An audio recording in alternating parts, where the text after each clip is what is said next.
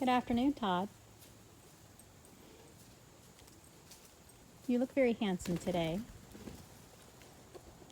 Oh, somebody just flew over the fence.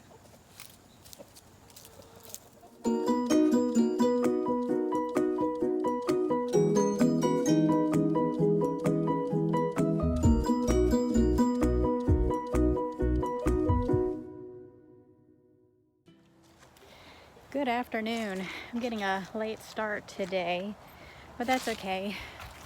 I've already gotten a lot done. It's just not on camera. I had to run to the grocery store. I put out 2 more salt licks and got all my laundry done and did a little cleaning in the house. So I've been busy, and now it's time to get out here and get some more stuff done.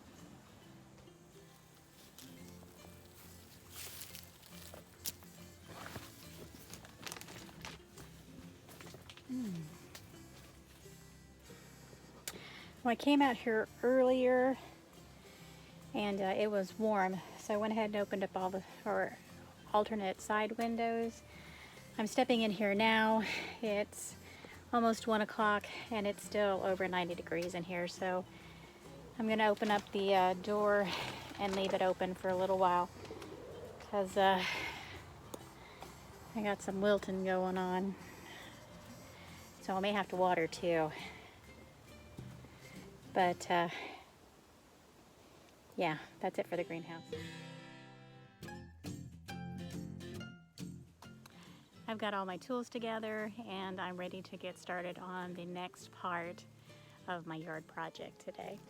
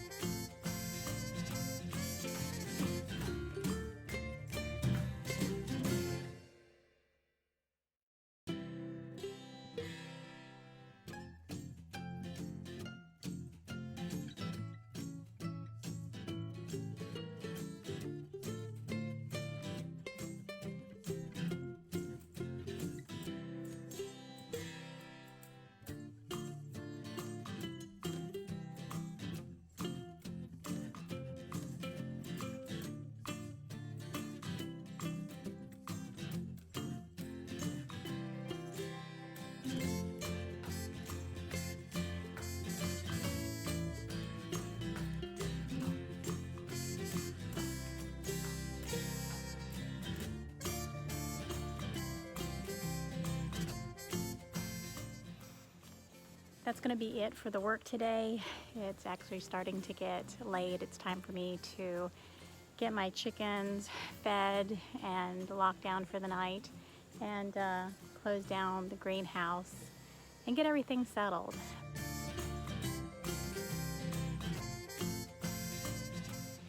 I've been thinking about stories that I can tell. I'm way overdue on a story.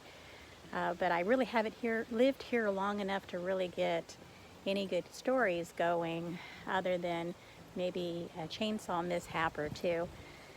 So I decided that I'd start telling stories about my career. I spent 26 years working for 911. I was a police dispatcher and a 911 operator, and I have a lot of stories to tell. So that's what I'm going to do.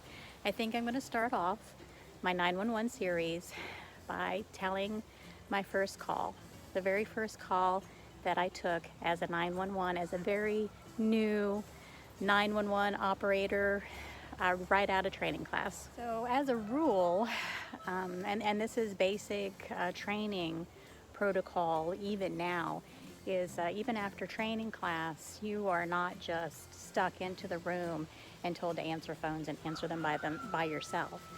No, the first thing that you're going to do is you're going to observe. And even though you've observed in your training class, you're going to do a lot of observing when you're on the floor. That's how it works. You just can't go in there and pick up a phone and do it, because, well, this is a good example of what could happen on your very first call. I started my first shift on the floor, on midnight shift. I was paired with a supervisor, and back then the supervisors were the ones that did the trainings. And I got lucky and I got a really good supervisor, Sandy. I love her to death even now, even still. In fact, she's here up here in Alabama somewhere. I've just lost track.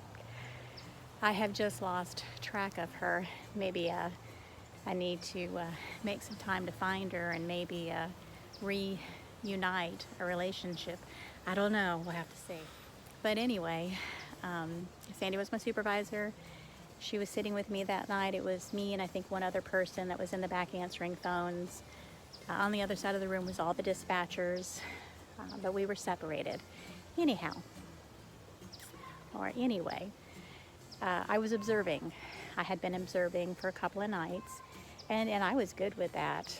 I can't say that I wasn't ready. It was very intimidating, as I recall, but I think the other dispatcher had left the room and it was just me and Sandy, or she had gone up to do breaks. But anyway, me and Sandy were by ourselves, and the phone rang. It was 1:30, 2 o'clock in the morning, and she yells at me. Well, she doesn't yell at me. Sandy tells me to pick up the phone. So I go ahead and I pick up the phone. 911, what's your emergency? And the person on the other line yells, I've just been robbed. And this is terrible, but I am thankful that it happened to me right off the bat. I froze up, absolutely froze up. I couldn't talk, I couldn't think, I couldn't do anything. I was locked up. I mean, just locked up. Well, Sandy was behind me in her position going, answer them, and of course I didn't. And we're talking just seconds. So she goes ahead and takes over the call. She gets all the information and sends up the call to dispatch, and police officers get out there to her really, really quick. But I had failed my first call. At this point, I'm reevaluating my choice of wanting to do this, and thinking very seriously that I'm not going to be able to do this. But luckily, Sandy sat me down and she's like, it's okay, it's your first call. Sometimes it happens, but you've gotten it out of the way. So, your next call. I really like the job. I did really well in training class, and I just could not understand why all of a sudden that I would have just locked up like that. I just didn't understand.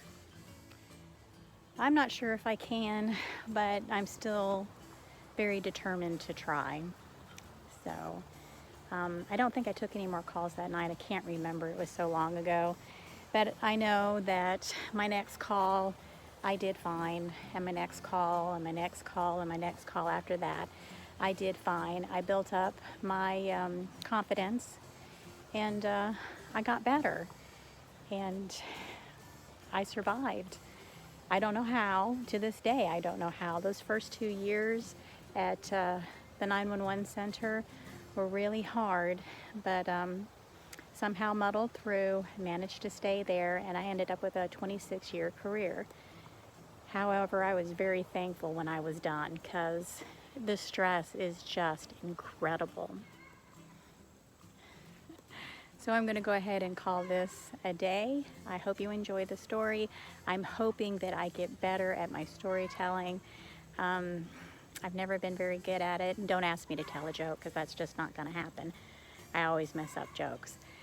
But anyway, if you enjoyed this video, please give it a like, hit subscribe, hit that notification bell if you want to know when I upload new videos, and leave a comment. I'd love to hear from you. You guys have a great day.